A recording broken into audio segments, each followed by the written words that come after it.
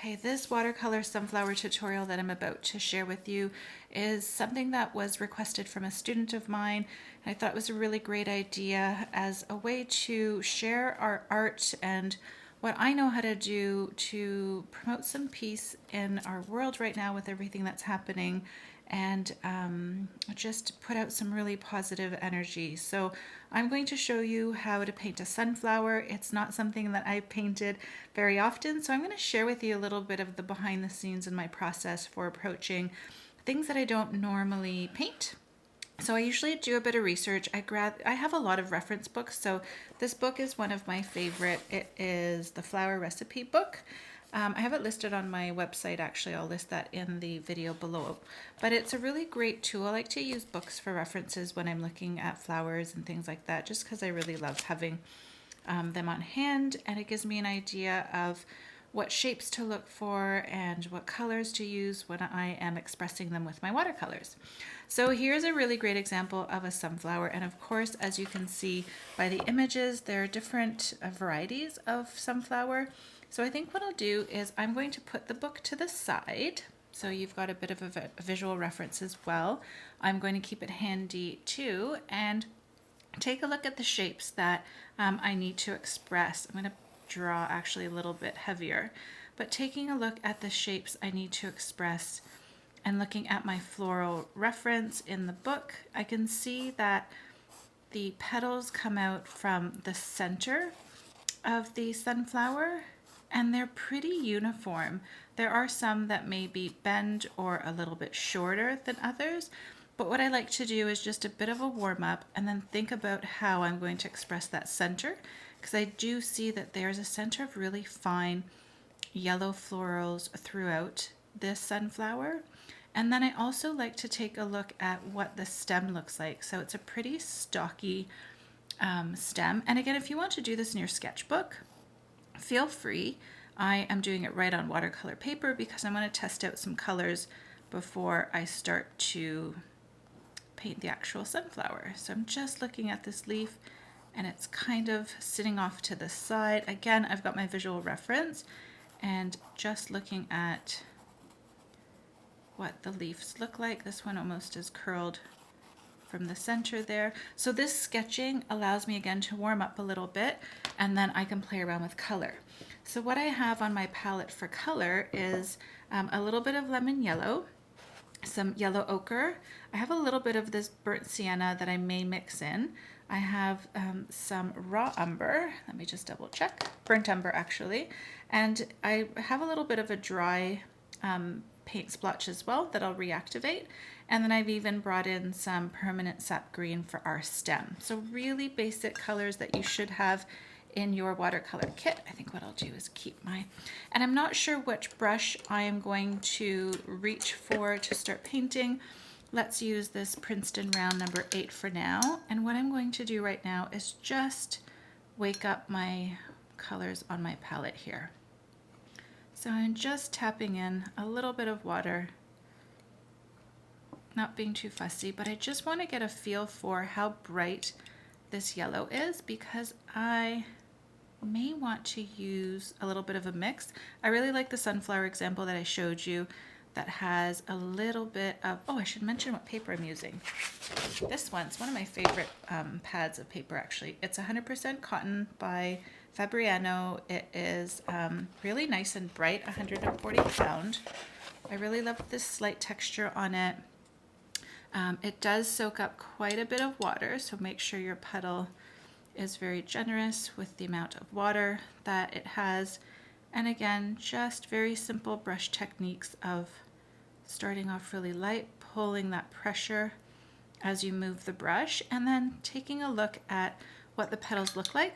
So mine feel a bit more expressive than the photo, and that's okay because I am adding my own personal style to this sunflower. I'm even going to drop in a little bit, it's probably a bit too heavy, of this yellow ochre and seeing how it bleeds.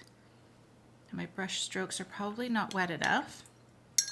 And as I'm looking at it, I'm also determining if this brush is maybe a little too big for what I want. And that's how I decide. That's how I make decisions when I'm about to sit and paint. how I'm going to approach it and what technique I am using. So I really like how that's starting to look. I like the brightness of that yellow. I'm quite happy with that. What I'm going to test now as well is I'm just going to test out this burnt umber color. And I kind of want it to be really watery. I want that center to, oh, even looks nice if I push that burnt umber into the sunflower there. Kind of want that center to be a little bit looser. So if I grab the tip of my brush, I can go and dab in, which is nice. And I wonder even if I need a bit of Payne's Gray, which I may grab. Oh, actually what I have handy is this Neutral Tint by Daniel Smith. So very similar to a Payne's Gray if you don't have it. And that will just deepen the center for me a little bit because I feel like that outer edge and center is what I'm needing. So that feels really good to me. So I even like how it's starting to dry. I think that's quite beautiful. And lastly, I'll just test out my Sap Green just to make sure it's the color that I want and to see if I need to make any tweaks to it. So far so good. As you can see, the paper is really absorbing my brush strokes, so I'm going to work on making sure I have enough water on that brush as I bring that leaf to life. So I'm going to paint loosely. I know I have pencil lines down now, but again, it's just to get me warmed up and to think about how I want to approach painting this sunflower. Okay, so let's get started. So I will paint a sunflower that's head on. So we're looking very similar to this. We're looking at the head of the flower. And I think what I'll do is I'll actually start with the center and it'll just be a nice light wash, but that will give me an idea of where my flower will sit and where the petals need to be painted from or grow out from. So again, just using the tip of my brush, I literally drew out a circle, just filled it in, and that's plenty. I may even add a little bit of water because I really like how it's just seeping in there. So I think what I'll also do is I want to give it a multi-petal effect, but I think what I'll also do is just maybe even start a little bit further left so I don't have to turn my page around. But I'll just let my brush flow and I'll paint these 2 by 2. Again, I'm looking at my photo reference. I'm even going to put in a few more.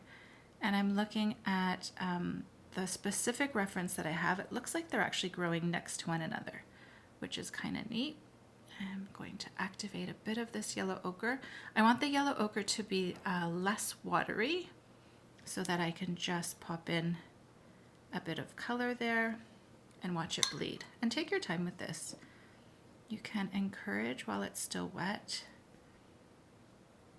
this yellow ochre to move up and really just enjoy it. I'm going to turn my page a little bit, and maybe these petals didn't load my brush enough. I can see the yellow ochre is moving into my original yellow, and that's okay. So because this is a little bit larger than what I painted here, I feel like I need to press down to open up that barrel of my brush. Again, I may switch brushes. We'll just see. We're just playing and see what comes to life. So just bringing in that little hit of yellow ochre, lots of water on my brush. Maybe these ones will be shaped a little bit differently and maybe different sizes as well. So anytime you can add a little bit of variation to your floral, it just makes it feel a little bit fresher. And I like how the brightness of that yellow is still really nice and bright. I probably should have mixed these two separately, but that's okay. We'll just go for it here. Again, from that center out. Oh, I really like that yellow. From that center out. Let's do a couple more since it seems to be going quickly. And then out. So feel free to turn your page too so that your hand is comfortable, your brush strokes are a little bit more consistent. You can even go back and add a little bit of that yellow ochre to the mix and just blend it so that the bleed continues to flow, which is really nice. You could even pull it back if you wanted to a slight bit. So good. Okay. Let us continue here. A little bit more of this yellow ochre. Just make sure I'm not getting my hand in anything. And your view will be a little bit different because the camera is head on. I'm feeling again, maybe it's not opening up as much. And what I can even do is let's change brushes so I'm not constantly washing off this brush. And I'm just going to fill this one with the yellow ochre. Oh, this side is wet. I can feel it wet on my hand. Adding a bit more water to that brush. I can even pull it back a little bit. And it's almost a little bit of a dance. You're going to go back and forth and observe what is happening. So again, we'll turn that around, picking up more of this yellow.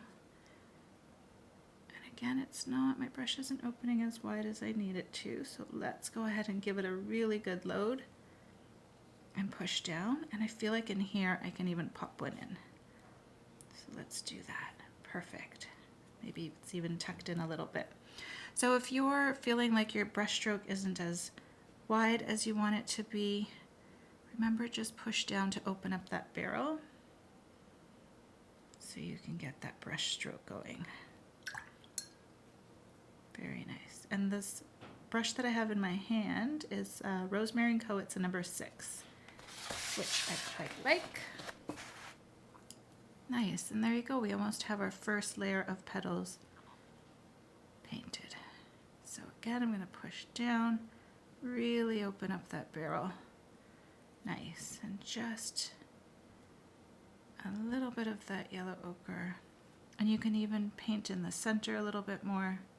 So the amount of detail you put in your piece is really up to you, but the more detail you put in, I feel just the more interesting your piece will look. So now I'm going to, there we go, I'm just going to work top to bottom a little bit. I'm going to go in and just fill in, pushing right down.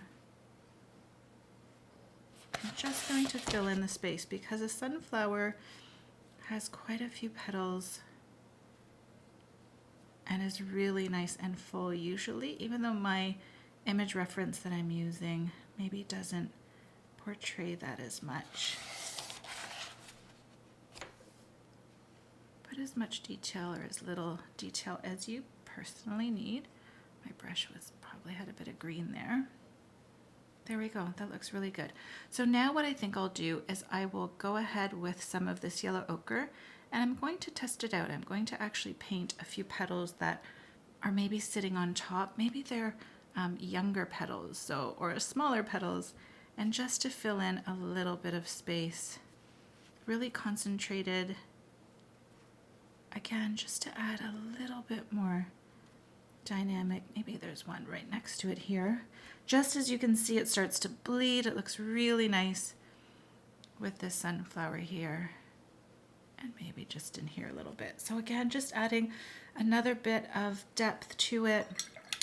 And at this point you can hit it with a blow dryer, but I think what I'll do is I'll paint in my stem while I'm waiting for it to dry. So just taking a nice wash of this green and maybe just in here. So I like to start with a thin brush stroke and then I can always go back and build, because I find sometimes we go too heavy on the brush stroke for a stem, and the best way to control that is just going a bit lighter. It got a bit heavier at the top, but I'm not going to let it bother me. And looking at my sketch here, I can see that we have a petal that's coming out and sort of loops over. And then we have a little bit of jagged sort of edge to this.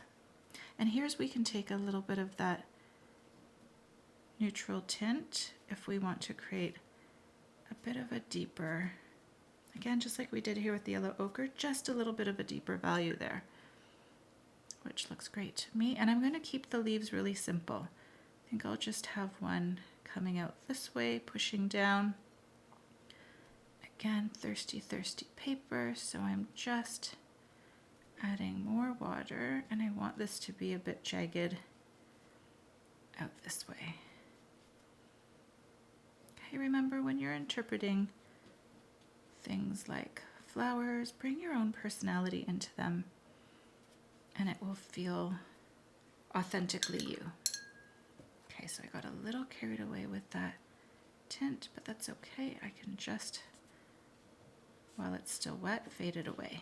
Even in here, just pulling away slightly, which is great. Okay, so now looking at my flower, I can see my center is still a little bit wet, and that's okay because I want that center to be a little bit wet when I start to put in this burnt umber. And what I'll do is just start to push it in, so wet on wet. And I'm even going to change my brush at this point. Take my smaller number 6 Rosemary brush, take a little bit of this burnt umber,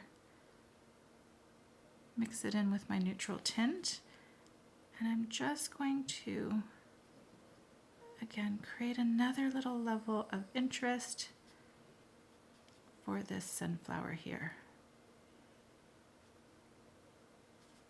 Just so it's not a complete perfect circle. Again, it'll look more intentional, and I can even draw out, because I can see that there's some veining. Especially in the darker petals, we can add a little bit more interest. And just using the very tip, I haven't reloaded my brush. I'm almost encouraging the paint that's on the paper there to flow with me. And then here I can even start to dab in a little bit of that neutral tint, which starts to look like the seeds of the sunflower. And again, just very taking your time, just taking your time. There we go. Perfect. And then at this point, again, I would be more than happy to leave it as is. You can go through again, and if you feel like you need to add again a bit more veining, I'm just going into the yellow ochre here, making sure my brush is semi-clean, and I can even go in and start to add a little bit more shadowing to these petals just on the one side. So your sunflower is still nice and loose. You can even go over that leaf there. Very, very little paint. This is going to be just a bit of subtle shadowing. And then make sure you continue on the same side of each petal.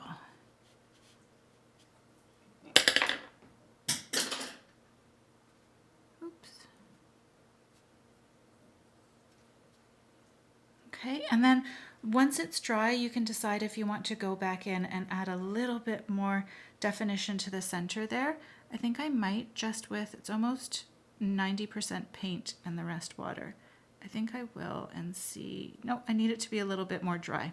So when it's dry, I can go ahead and add a little bit more detail there to the sunflower. Just gonna hold it up. Quite happy with that. Let's do one more. So let's do one more right here, just really loosely. I almost want the center to be where the head is facing upwards. So I'm going to create a little bit of a dome, so a half circle. And I want this one to be looser and more abstract because it's a really great exercise. Actually, grab a little bit more of this yellow here. It's a really great exercise for loosening up and finding your style. So it's almost may slowly look like a daisy, but if you use the same colors as a sunflower, then the intention is there. So I'm actually going to turn it around because I really do want to work from that center outwards, and these are shorter strokes. And maybe the sunflower is a little bit older and it's starting to wilt slightly. And I'm just going to, again, the same technique as this one, but when we are adding in these petals up top, they're going to be shorter, because we're going to foreshorten a little bit. And maybe overlapping a little bit too. And I'll leave that part really open.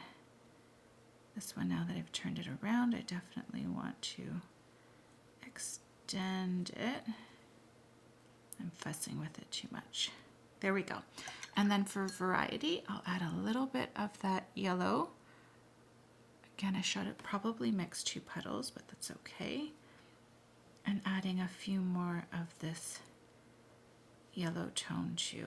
And it's okay if it skips or if it doesn't completely attach. Remember, this is more abstract. Perfect. So you can see how easily you can paint. And then maybe this one is off to the side, the stem. And I'm going to keep it really, really light. And I'm just looking at leaves, pushing down, letting it open up. So going slow, I'm noticing here is giving me a little bit more control. And just pushing in that water there. So again, I have a photo that I am looking at. Again, not enough paint on my brush. Just going slow. Can even add a little bit of that nice texture there. So a little bit more abstract, easier to manage, but we can still go in and add a bit of personality to it. I like how the yellow is even really bled into that green, which is kind of nice. Take a little bit of this neutral tint. And again, while it's still wet, we can add that personality in. And then in the center, I'll take my Rosemary number 6. And again, you can see with this one, I'm working quickly. I'll create a bit of texture so it's not so rounded. And then let it just flow into these. And I even like how that lightness from the yellow is still coming through. So I'm just creating a bit of texture so it's not so flat. And you can even pull down a little bit more of that paint. So again, I'm just going to make sure my brush is nice and clean and dry. And I can just pull down a little bit of that paint from the center there. I'm not one to put a lot of detail and veining, but if you wanted to, again, just really slightly, you can do that. So now that this one is almost dry, I can go back with a really high concentration of that burnt umber, and I can go back and add, again, I don't want it to look perfectly round. I'm gonna go back and add a bit of this burnt umber here, which is good. Wash off my brush, pick up more of this neutral tint, and do the same, just again for a little bit added interest. And you'll notice your watercolor will dry lighter, so don't be worried about adding in a little bit of that deeper tone. There we go. So hopefully this tutorial helps you paint some sunflowers, and as we do, thinking about peace in the world and a little bit of calm is nice. I'm actually going to show you how I would letter the word peace. Let's do peace and love. So just using a really small brush, letting it flow, maybe need a little bit more water. So I'm using a number 2, it's my Rosemary. And thinking about modern calligraphy, as you know, that's something that I did for many, many years, but you can easily do the same with your paintbrush. So let's think about peace and love. So I hope you enjoyed this. Practice painting your sunflowers and just lean into the beauty of our creative practice as we spread some peace and love. with a little sunflower. Thanks for watching, and I hope that this helps in the smallest way and that you enjoy it.